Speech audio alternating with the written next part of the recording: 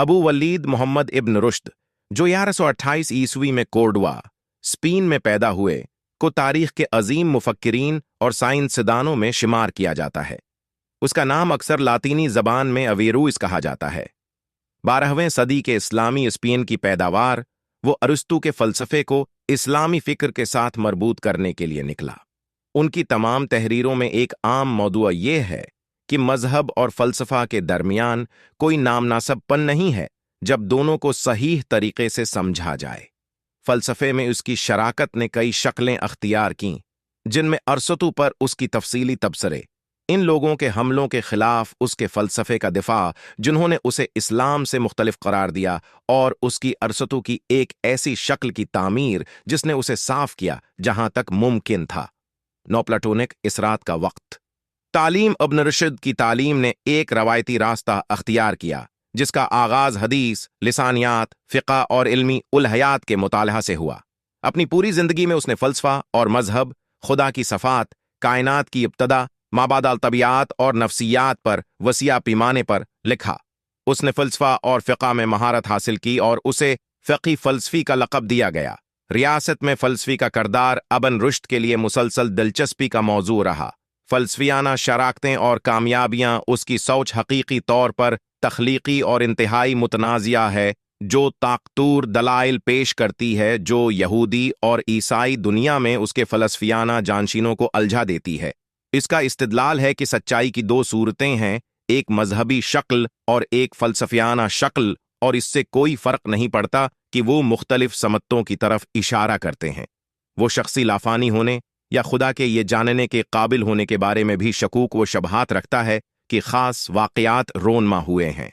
इसका काम ये भी बताता है कि इल्म हासिल करने के ज़रिया मज़हब फ़लसफ़े से कमत्तर है, और मज़हब की वो तफ़हीम जो आम मानने वालों को हो सकती है, फ़लसफ़ी के मुकाबले में बहुत मुख्तलिफ और नाक़िस है।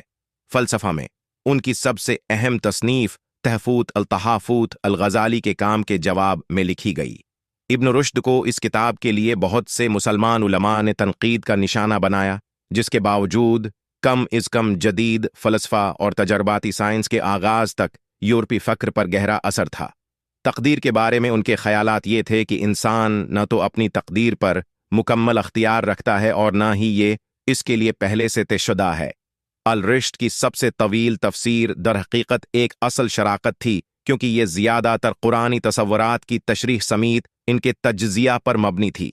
इब्न रुश्द का ख़लासा मुख्तलिफ मसाइल पर साबिक़ा इस्लामी फ़ुक़हा की आरा फ़तवी ने आज तक इस्लामी स्कॉलर्स को मुतासिर किया है, ख़ास तौर पर जावीद अहमद गामदी। दवाई इब्न रुश्द ने तब में भी नमायां खदमात इंजाम दें। तब में उनकी मारूफ किताब किताब अल-कलियात फ़ी अल-तब 1162 ईस्वी से पहले लिखी गई थी।